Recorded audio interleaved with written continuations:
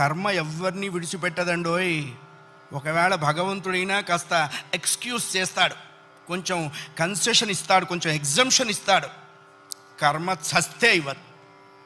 1000 ఆవులు 1000 దూడలు ఉన్నాయి. దూడల కట్లు విప్పాం. ఏ దూడ దాని దగ్గరికి వెళ్ళి దాని తల్లి దగ్గరికి వెళ్ళి సరిగ్గా ఆగుతుంది. కర్మ కూడా అంతే. అవశ్యం అనుభోక్తవ్యం కృతం కర్మ శుభాశుభం.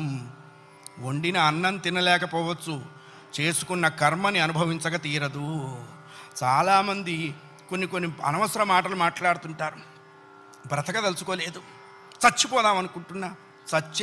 చావునేటువంటిది ఏదో ఏటీఎం కార్డు పెట్టంగానే డబ్బులు వచ్చినంత ఈజీ అనుకుంటాడు. నువ్వు అనుకోగానే చచ్చిపోతే నువ్వు చేసిన కర్మ అంతా ఎవడు అనుభవిస్తాడు? కర్మానుభవం అనుభవించడం కోసమైనా అది నిన్ను బ్రతికిస్తుంది. నీ ఇండివిజువల్ ఐడియాస్తో నువ్వు బ్రతకవో ధర్మశాస్త్రం చెప్పింది. అయ్యా, కర్మ ఎవడైనా అనుభవించాలండి. నువ్వు మర్చిపోయినావు, నేను గుర్తు చేస్తానన్నాడు.